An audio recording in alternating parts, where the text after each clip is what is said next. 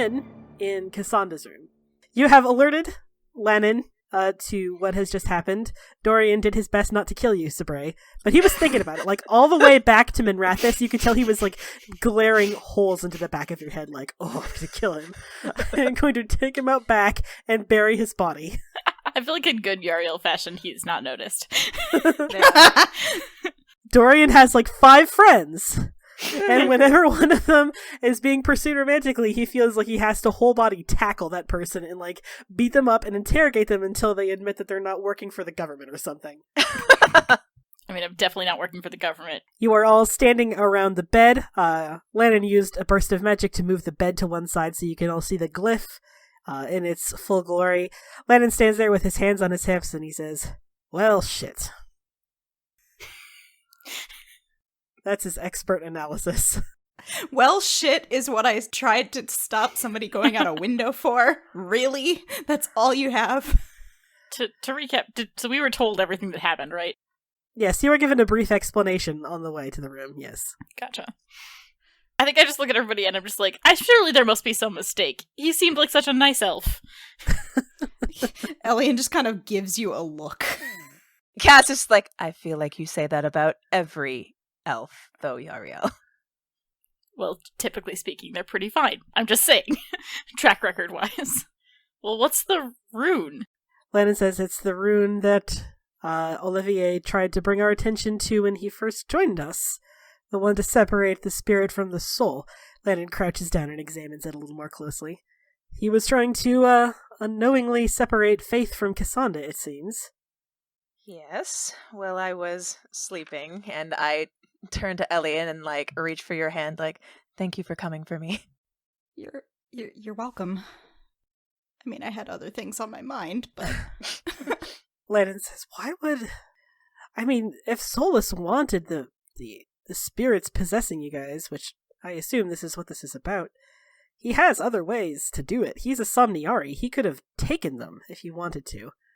Just, tracked you down in the Fade and gone from there. Elian's face shows that he does not like this.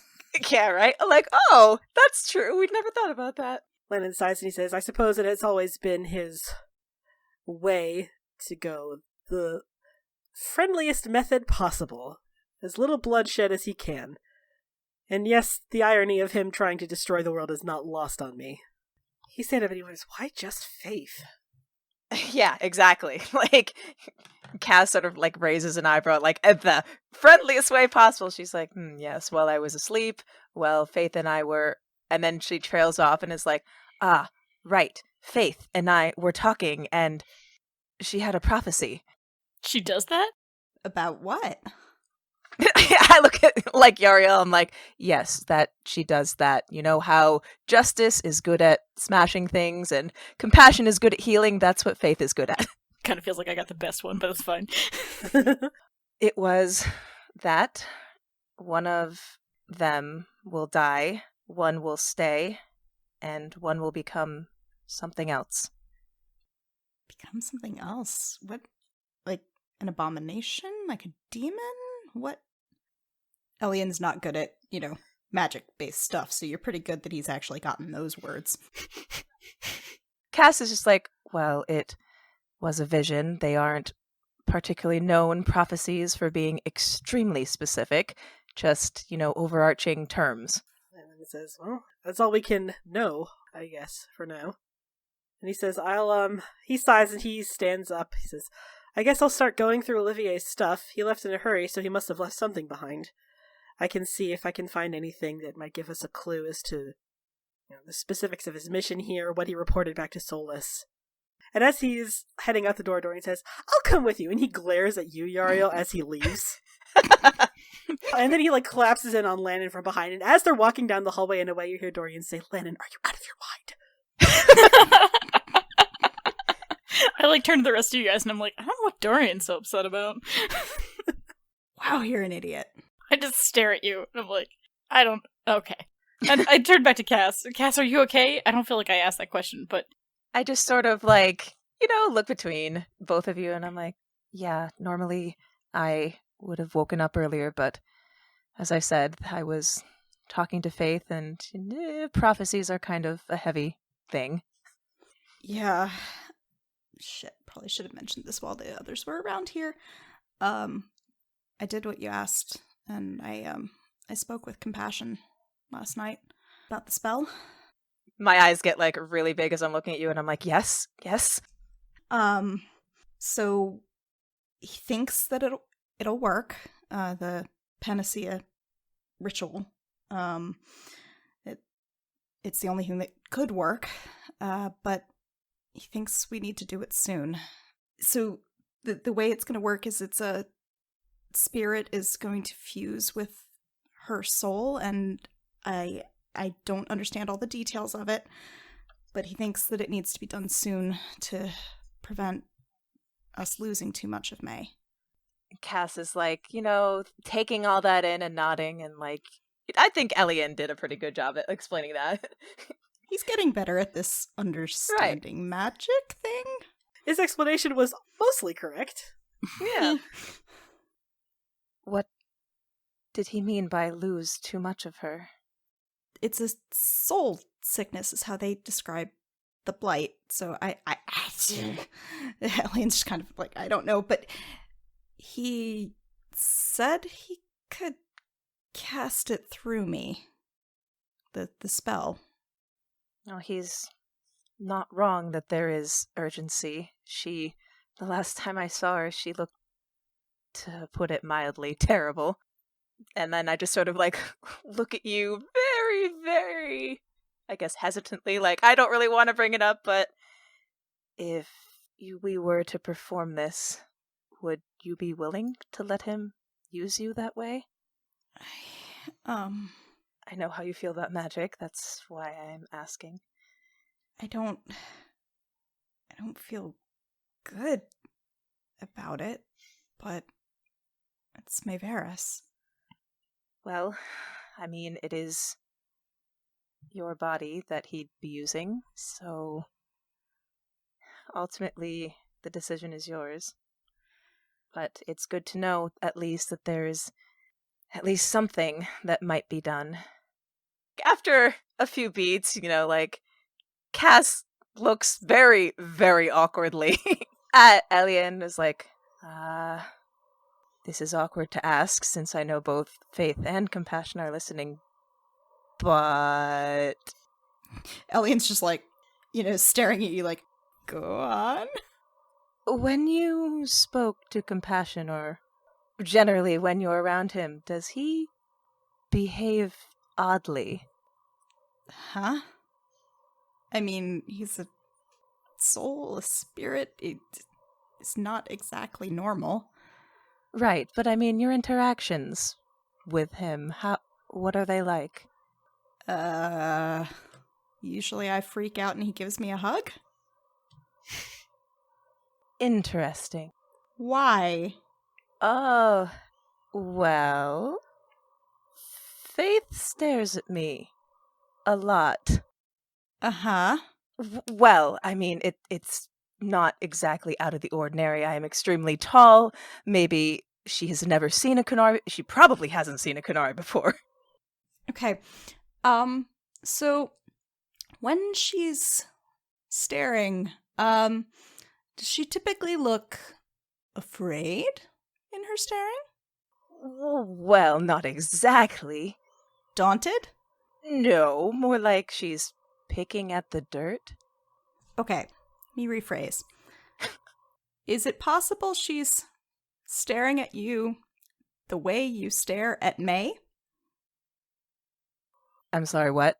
I also hear like you're an idiot. Like, that doesn't make any sense. Come on. You're both idiots. Surrounded by idiots. Justice, in your head, Sabre, he imparts the idea upon you that Faith does like Cassandra a lot. Like, she made that known to him when they were in the Fade. Like, she seems very attached to Cassandra. I think my jaw just drops and I turn to look slowly at Cassandra. So she's not staring like that, right? I gesture at Sabre. Oh, no, not like that at all. Yeah, you're an idiot.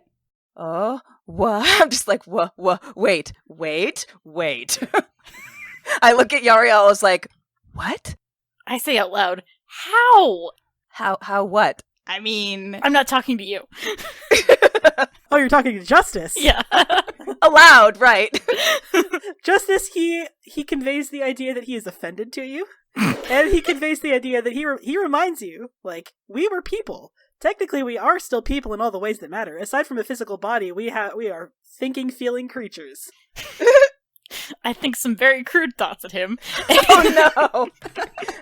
I just turned away and I was like, all right, well, clearly they're having their own conversation. I turned back to Ellie and really? Clearly that is not something that I had ever thought of. Really?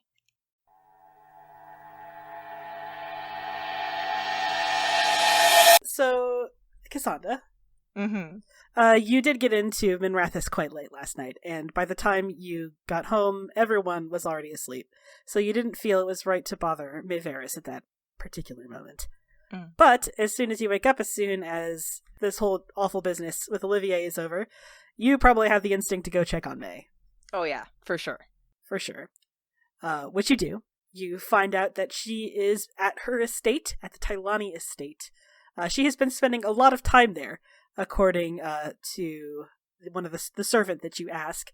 She has barely set foot at the Pavis estate in quite some time. Do you want to go alone? You do know Minrathis pretty well by now, but understandably you might be a little nervous traveling alone. I think, yes, this time I will travel alone. Okay. It's an uneventful journey, in any case. You know the streets of Minrathis fairly well, and you know the path that'll take you from the Pavis estate to the Tylani estate. And it is absolutely bustling. Like, as soon as you step through the door, May's little free clinic for slaves is overcrowded. And you catch May. Even in a crowded room, it's very easy to pick her out. She is the blondest person in any room. You catch her immediately. She is at the bedside of a young woman who has a very nasty back full of lash marks. And she is really pulling at her mana. You can taste the metallic tang of magic in the air. She's really pulling hard to heal all of this at once. Her brow is sort of glistening with sweat. Her hair, which had been pulled back, is sort of falling away in places, sort of in front of her eyes and her face.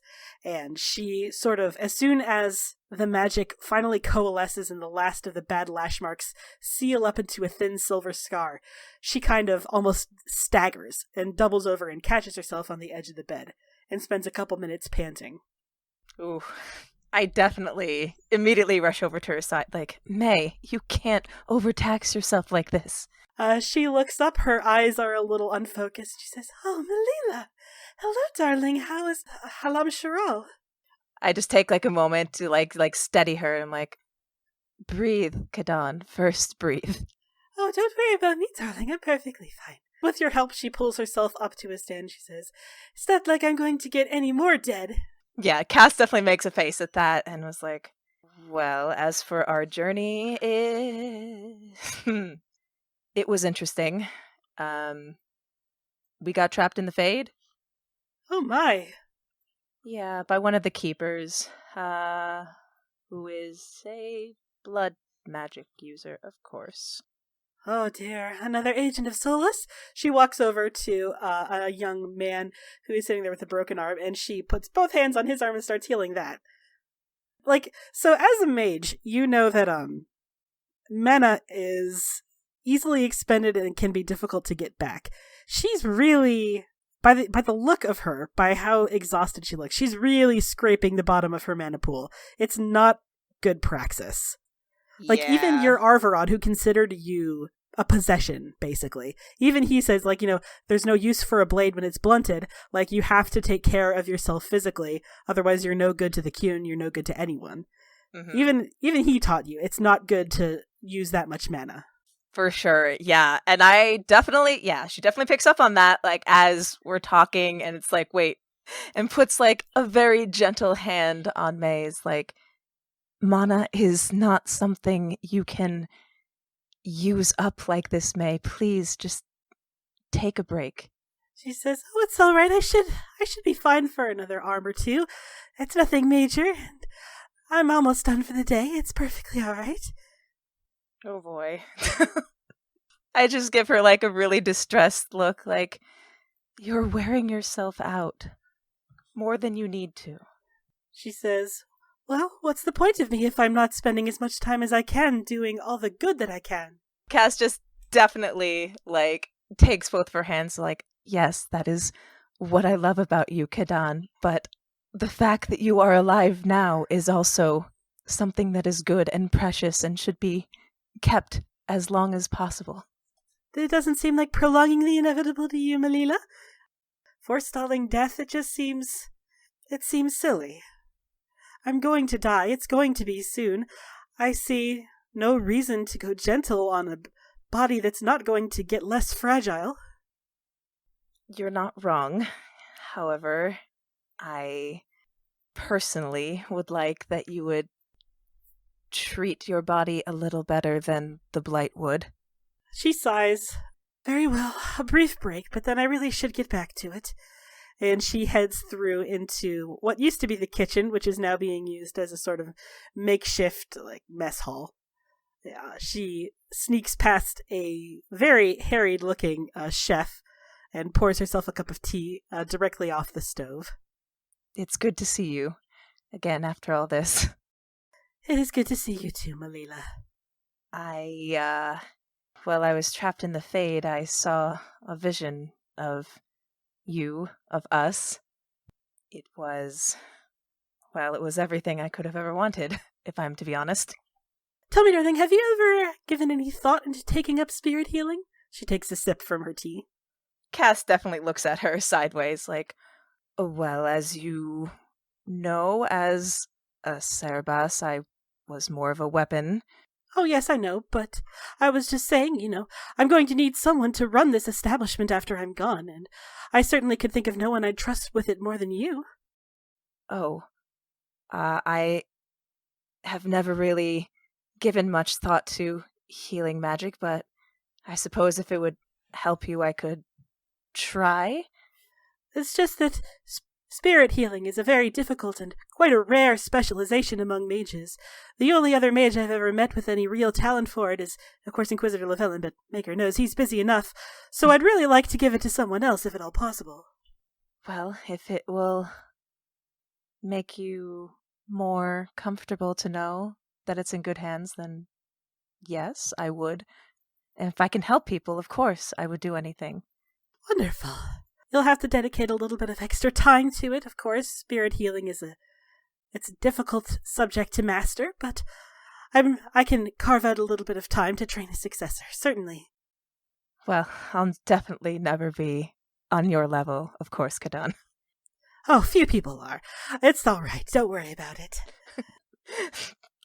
Definitely makes me laugh, at least a little bit. Speaking of the future and things, I had Elian speak to Compassion about a ritual that could save you. And as long as we're discussing the ownership of the clinic, I might as well have some of the assets of the Tylani estate left to you as well. Much of it is going to go directly into the Lucernes coffers, of course, but I would like to leave a little stipend for you after I'm gone. May, do you want to leave? What do you mean, dear? I'm trying to tell you that I can save you. We can stop it. She smiles very sadly at you and she says, I don't think you can, Malila. Why not? What makes you say that? Because the blight has killed many, many before me, and it will kill many, many after me. If there was a cure to be found, we would have found it by now. That's true, but shouldn't we at least try this ritual? After all, Compassion was the one who designed it. And build yourself up with false hope and expectation? Why? Because I love you, and I want you to be here with me. I want what I saw in the Fade to be something that's real, not just something a demon used to tempt me. She stares into her cup for a while. She looks, more than anything, she just looks so tired. She stares into the tea for a while. She sets it down and folds her arms across her chest, and she says, "All right, if you want to attempt it, we can attempt it." She does not sound hopeful. And then, Cass takes, like, both of her, well, I guess, both of her hands, like, if she's not holding the tea anymore, and been like, "I do want to attempt it. Anything. I would attempt anything for you." That's the problem, Malila. I think you're just going to make the pain worse. "Oh, Kadan, I am no stranger to pain." She says, "And that justifies inflicting more of it upon yourself? At a certain point, it will become self-destructive. I appreciate what you are trying to do, but there are some things that just can't be helped. Asit Taleb, right?" Oof. Not fair. Yeah, exactly. The use of, like, her own culture's words back at her, like, Cass just sort of like, ooh, I hate that. I hate that so much, but I do understand where you're coming from, and I hate that you're right, but you're always right. I do have a habit of it. But still, I just want to try this one thing. It's the only thing that could even possibly work. After that, I mean, if it doesn't work, fine. We can talk about taking over your work. You can talk about training me, but until then, please let me just have this one thing to hold on to. She sighs, stares up at you, and gently strokes a hand across your cheek, and she says, "All right, Malila, for you, anything." I take that hand and kiss it. Thank you.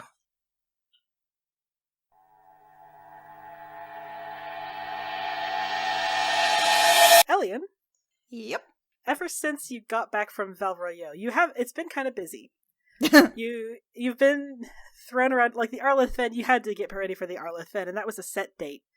But you're not leaving for Ferelden, as you understand it, for another couple days. So if you wanted to go talk to someone, now would be the time to do it. Yeah, I mean, so it's been bugging him ever since they got back from Valrayo, that he hasn't had a chance to talk to Liliana.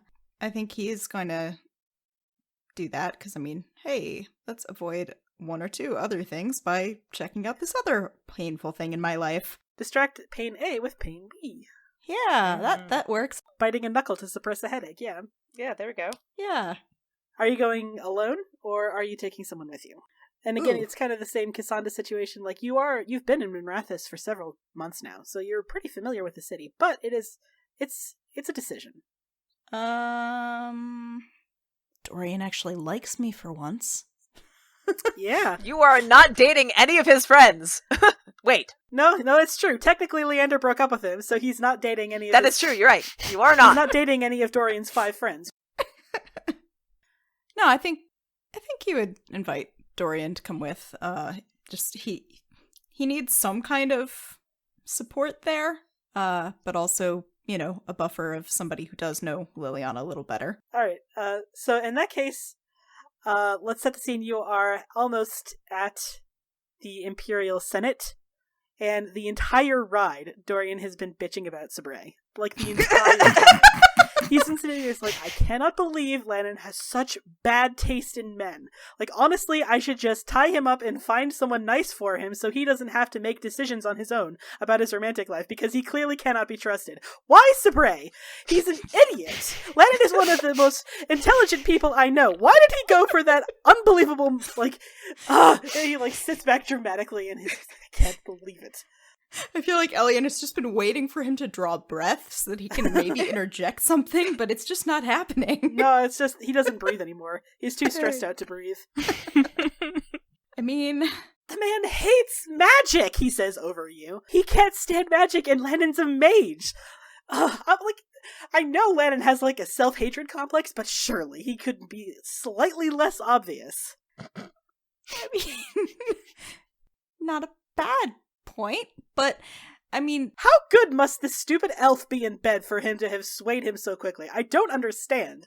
I mean, didn't Didn't he say something about fire the first time? Isn't that a thing with mages? Dorian is not listening to you. He is still dancing. And another thing. Oh no. At some point, Elian just gives up and just Smile and nod. Smile and nod. So eventually you make it to the Imperial Palace, and Dorian, like, even as you walk out of the carriage and into the building, he is just, like, it's now muttering, but it's still complaining. Like, he's still complaining about it. And he's, like, muttering under his breath about it right up until the moment the door opens and the little stewardess greets them, and he says, "Hello, I'm here to see the Divine Victoria. Is she in? Could we borrow her for a moment?" So you come in, and it is looking. It is the Imperial Palace, which means it's Tevinter decor, which means it's too much. You have been here before, but it never stops being like, wow, they really need to tone it down in here. Leliana comes out. She's sort of like half dressed in her divine regalia. Like, she's got the red and white robe, but it's like open on one shoulder. She doesn't have the hat. And also, she's wearing the nug slippers again, but you can't really tell because the dress is so long. I love the slippers. Yeah. And she like pokes her head out through a door. It's like, "Dorian, hi!" And she waves him in, and Dorian, nods to you as if like, go ahead. This is we're here for you. So I guess Elian slips inside. So he's still not used to calling her Liliana instead of Divine Victoria. It is very weird. Like, she's the divine. You should call her Divine Victoria. It's only her that's saying, "No, it's fine, Liliana, please." He starts to like, Liliana, I wondered if you could help me with something. Oh, yes, Elian, right? That's right. Which it's also very weird for the divine to know my name. It's too weird. Dorian's like, she knows everyone's name. She knows your parents' names. She knows your grandparents' names as well. Elian just has like a fleeting moment of horror that he quickly tamps down. Yeah, She says, "Please have a seat." And she is sitting as well at a little sitting table. It's got a nice spread. It's half gone. She was having lunch, but she welcomes you to the rest if you want it. Thank you, but I'm okay. What can I do for you? I had to leave Orlais rather quickly. Oh yes, I heard about that. Yeah, I had been framed for murdering the murder of the Glen Cleric. Yeah, I remember. Yeah. She takes a sip of tea. Well, I'd always assumed that I'd been set up by Vivienne de Fer. Oh no, that's not her style. Yeah, I'm coming to realize that the more that I think about it. But she mentioned something that the Grand Cleric was part of something called the Dissonance. Liliana, she doesn't react, and she doesn't react almost too hard. Like, you were brought up trained in the game, so like you know what it looks like when someone's hiding a reaction, and you can definitely tell that's what she's doing. And she says, I didn't realize Vivienne was aware of the dissonance. Yes. She implied that might be something for me to look into if I wanted to know more about what I was being set up for. That the murder was definitely to set me up, but she didn't know why. She sighs a little bit. She says, "Yes, the dissonance is a very secret branch of the Chantry. I inherited it from Justinia, who has inherited it from dozens of divines before her. It is an ancient order, and it is for that reason only that I have not mostly disbanded it.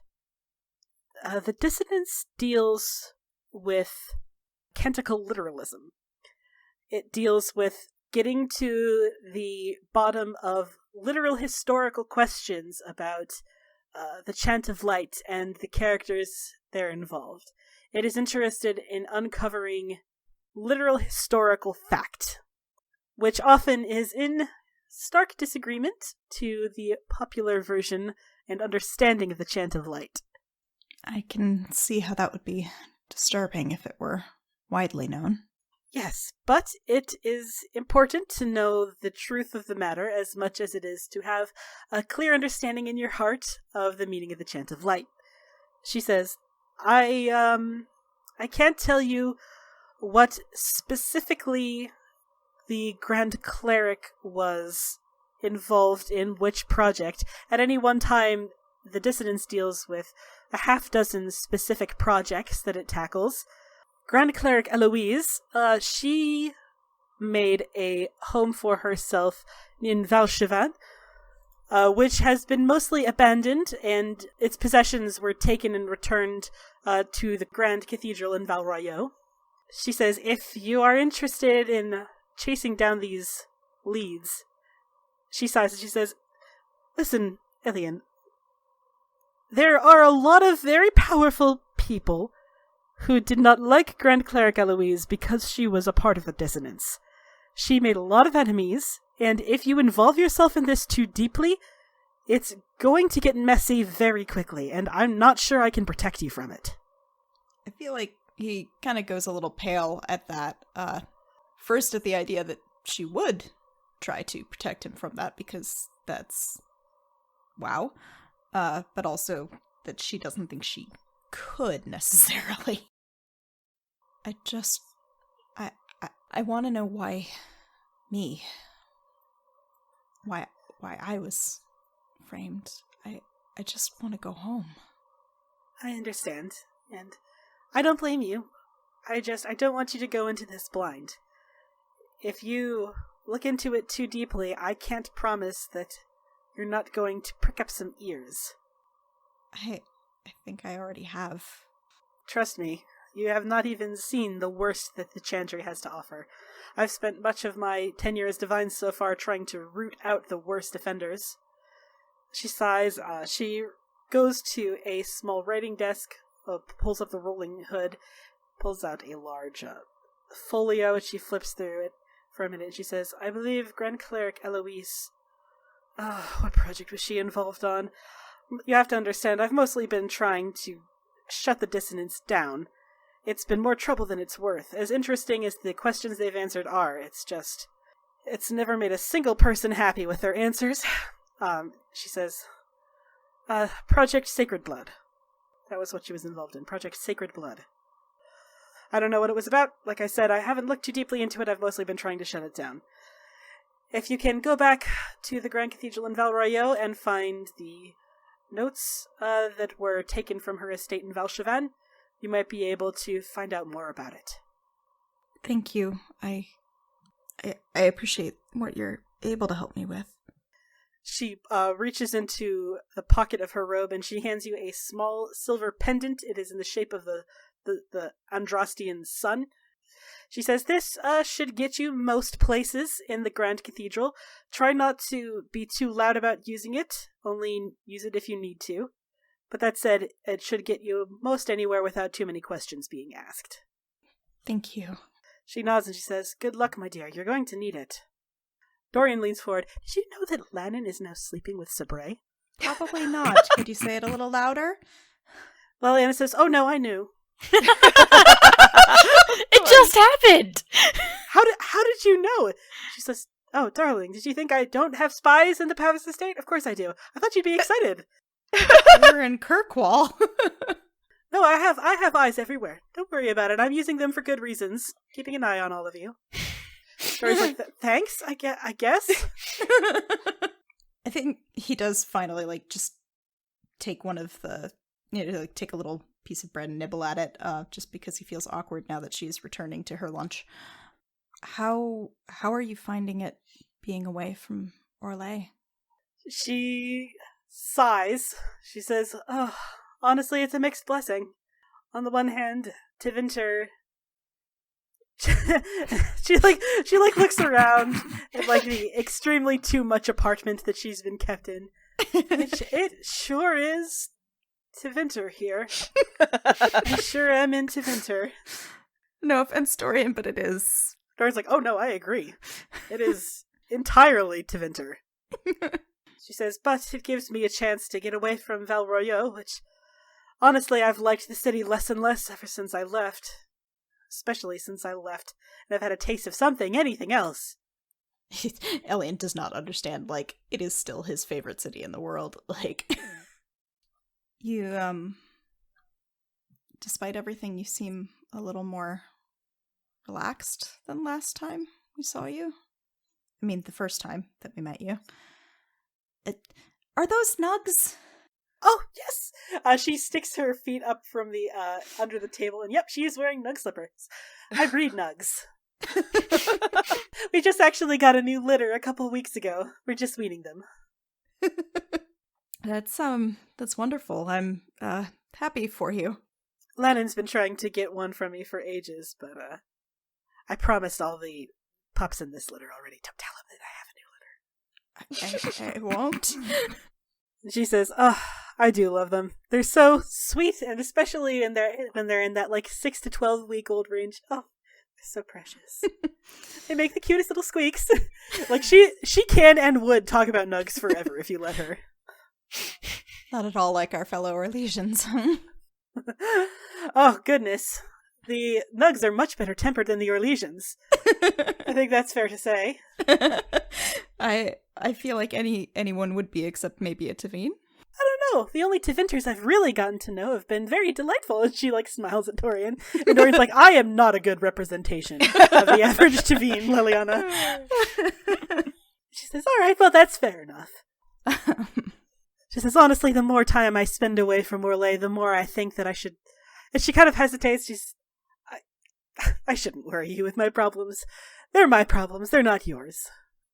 I've worried you with mine. I don't want to offend you, but I think the scope might be a little bit larger. And I don't want to get you roped into chantry politics, if it can be avoided at all. Do you remember what we just talked about?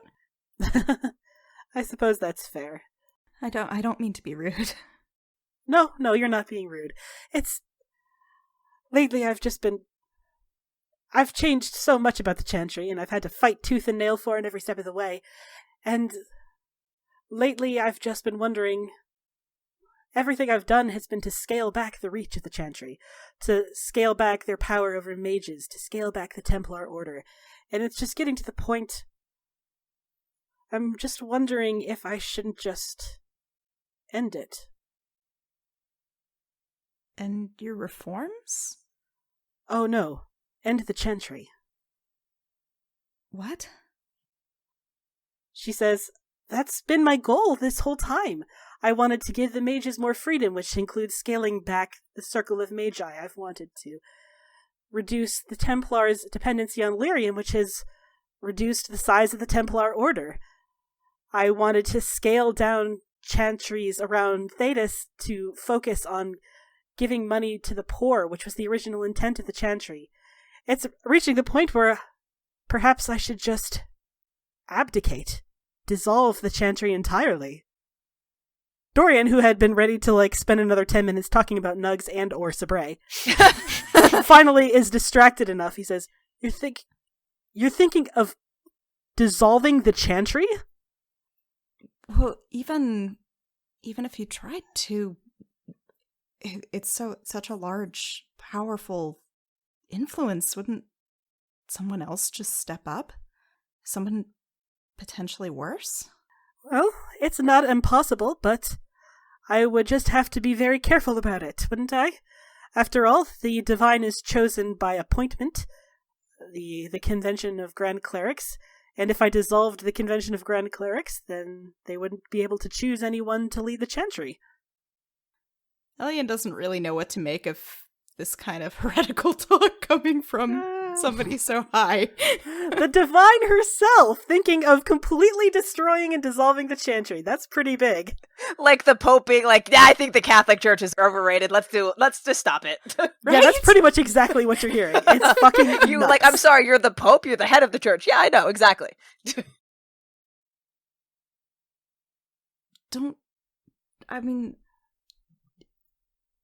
You're making progress.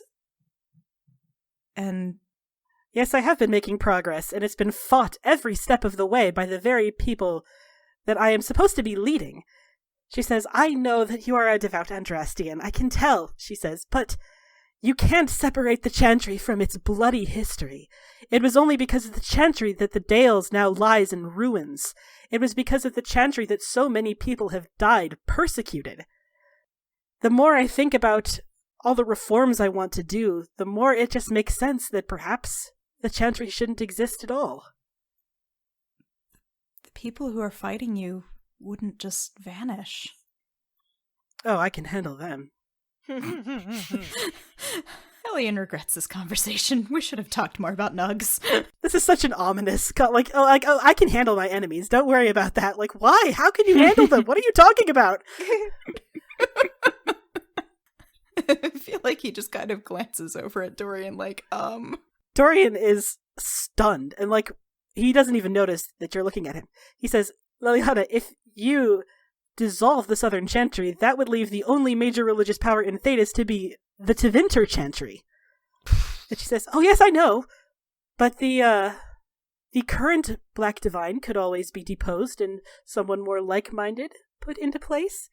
And Dorian, he's like, you're talking about me. You're fucking talking about... I'm already on the short list to be the Archon. You want me to be the Black Divine now? Wait, what? She says, I don't know, it's just a thought. I haven't made any decisions yet, and I suppose it'll still be a while before I do, but I don't know. Like I said, it's my problem, not yours. Dorian stands up, like, I'm leaving. He just walks out of the room. Like, I'm done. Like, you people want me to be the Archon, and now I'm supposed to be the Black Divine. I'm going. I'm out. Bye. Peace. Sorry about that. I'm used to him, dear. Don't worry about it. I should probably follow him before he leaves me here, though. She smiles at you and she says, make her go with you, Elian.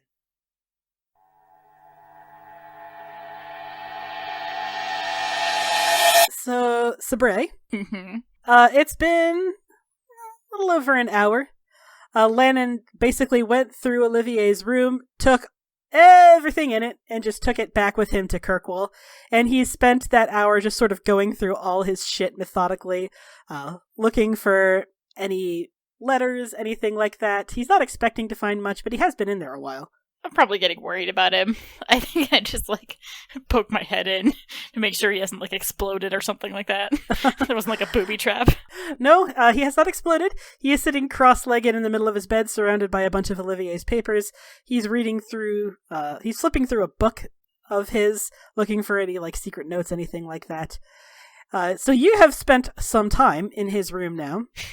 Just some time. You didn't really get a good look at it the last time. You weren't paying that much attention for some reason. But his room is, it looks pretty much like you expected it to look. It's mostly books. And it's 95% books. And then the rest of it is paper. His writing desk is completely overwhelmed with letters, with various correspondence, with notes on various magical rituals and shit. And do you just stand in the doorway? Do you say anything, or...? I think after, I said there for a minute, and then I'm just you should be careful with Matt. What if there's a booby trap in the book? He looks up at you, he says, what? Traps. The book. Did you find anything? He wants to, there's a part of him that wants to be no, let's really dissect what booby trap you think there would be inside a book, Sabre. But he glides past it and he says, no, I didn't really expect there to be, Solus is a Somniari. If he wants to communicate with his agents, he just has to wait until they fall asleep. Still, it would be irresponsible not to check, so. Yeah, that's fair. I go over to a piece of paper and pick it up and pretend to study it. I'm just as an excuse to be in this room. But you pick up a random piece of paper and you're pretending to study it. Mm-hmm. But the second you see it, you recognize it. So what Lannon has drawn on this piece of paper is it's two sketches, right side by side to each other, of a chest and a left arm. And you can see there are two drawings on each of these chests and arms of two different, it looks like Valasline. They are two very different styles. One of them definitely looks like a Dalish Valasline. The other one looks more like a traditional rune. And you recognize them because they are what you saw in the dream. Or they look a lot like it. I think I'm just like originally I was pretending to look at it, and like I'm like starting to look closer, and I'm just like, I look up at Landon, I'm like, Landon, what is this? He looks up from the book, he says, oh, that's, it's just a thing. It's just a thing that I'm working on. It's not a big deal. It's magic, you wouldn't really get it. Are you trying to make yourself an arm? He looks up stunned. He's like, what the how did you figure that out? Are you secretly a genius? Have you been hiding that from me this whole time? I'm like shaking my head as he starts saying that sentence. Like, definitely not. I had a dream where you had these Valasline and your arm. I mean, sort of. It wasn't your real arm. It was magic, but no, yeah, that's the theory. That's what I've been theorizing I might be able to do. Was that when the Keeper Thandrin? Yes, in the nightmares. Well, they weren't nightmares for me. They were. It was. I mean, it was fine. It wasn't a big deal. It was a little scarring, probably. I don't know. He sets the book aside and he kind of scoots off the bed and like goes over to like explain it to you excitedly. And you understand maybe 15% of the words that he is saying, but he starts excitedly explaining to you. He's like, "Well, I was just thinking, I was theorizing that if we used the tattoo work as a sort of makeshift rune, if you bent it correctly over the skin and you used trace amounts of lyrium in the ink, you might be able to use it, in that way to make yourself a magical semi-physical arm as a replacement for the one that I lost." And he says, "But I've got two." He awkwardly like takes the paper back from you and he says, I've got two designs and I'm not really sure which one would work better. It's probably not a big thing. It's just one of them is, and he looks sort of awkwardly. So you're starting to again, 15% tops. Mm-hmm. But there are two designs on the paper. One of them looks like a traditional rune. Like you've seen runes before. You've seen them in the rituals that you did with Leander and on shields and weapons and that kind of stuff. It looks like a traditional rune, but like wrapped around his chest and his arm. Yeah, which is not what I saw in the dream, right? Yeah. The other one looks a lot like a Valasline. I think I've been like nodding along blankly, like I'm trying really hard to follow, but it's very clear there's nothing going on. Smile and nod. And I sort of, as he trails off, I sort of look at him like, well, if it helps any, the one that you had in the dream was the Valasline. He says, well, yeah, but I mean, that was just the fade. That was an idealized version of an idea that I had specified to, fit whatever situation that you were in. He says, I've been theorizing these for months now and trying to debate which one would be better. And I couldn't do it to myself anyway. Like, it's really technical work and I'd need someone with, a lot of knowledge about tattooing and at least a basic knowledge of magic. And I don't know, I think I sort of like stop him because he's just been going on. And I'm just, it means something that you thought about Valasline at all, doesn't it? I mean, I don't know. I guess it's indicative of the world in which I was raised. I mean, it was my first idea, but that's only because I was raised knowing Valasline. But after, like, he looks at your Valasline, he says, I had mine removed. I'm not sure I'm even, like, worthy to wear one anymore. I mean, with your understanding, we're all too worthy to wear them. Who wants to wear the marks of a slave master? And I sort of like reach up and absently touch my face. He looks at you kind of sincerely. He says, have you thought about... I still know the spell. If... I like take a step back. I have thought about it, but it's more than just that, Lennon. It also means family. He doesn't say anything. He just kind of half squints at you and, like, invites you to continue. I sort of gesture at my face and I say, this is what I've known to differentiate us from the rest of the world for so long. It's how I've known my family. It's how whenever I come across a stranger, I can recognize that they are us. They're one of us. It's so much more than just a symbol of slavery. It's a symbol of of who we are, of who our culture is. It ties me to my brother. It ties me to the dead. It ties me to our ancestors. There's a really complicated expression on Landon's face, and he is completely silent as you are saying this. You didn't really notice it at first, but he's gripping the paper that he'd been holding a little bit tighter than before. I sort of just, wave exasperatedly in the air. I've been meaning to talk to Ren about it as well, and get his thoughts. Although he doesn't have a lot of thoughts, so I don't know if that's going to go so well, but... Head empty, no thoughts. It runs the fam. I don't know, Landon. I understand why you did it. It's not a question or judgment of you. I think it's so much more complicated than it seems. It makes my head hurt. He says, I know the feeling. It, broke my heart pretty well learning about it. I'm starting to, reflect back on the conversation I had last night, and as I'm looking at him, I just sort of say, speaking of which, and I just sort of, exasperatedly flop onto the bed. I have more bad news. He says, I mean, how much worse can the news get? We're in a blight.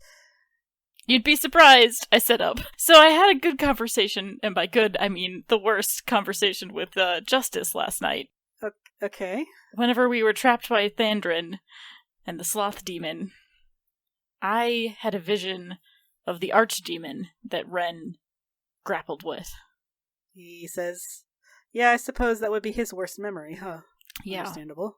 And in that memory, I tried to stab the archdemon in the eye. Oh, that was very dumb. Dumb thing to do. Just sort of throw up my hands. And also, Justice recognized the archdemon. What? Yeah, that's what I said. So when I talked to Justice last night, he said he recognized the archdemon because it was Evanurus Gillenane. Lennon, this is very, he makes this very tiny noise, just, what? I told you it could get worse. I wasn't lying. Landon is really, really quiet. He, reaches into his pocket and opens up a pocket watch. It's, 11 o'clock in the morning. He's like, are there any bars that are open in Minrathis right now? Probably. You want to go find out? Yeah.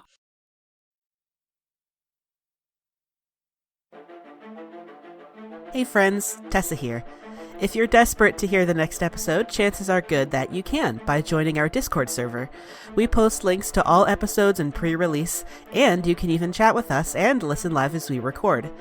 Join us by going to bit.ly/CFCDiscord. For more information on the show, character biographies, and links to social media, head to our website, critfail.club or critfailclub.com. You can follow us on Facebook, Twitter, and Tumblr. Crit Fail Club does not advertise at all, so if you like what you hear, tell a friend who might also like it, make a post on social media about it, or leave a review on Apple Podcasts. Full episodes are available on our YouTube channel, bit.ly/CFC channel, or wherever you get your podcasts.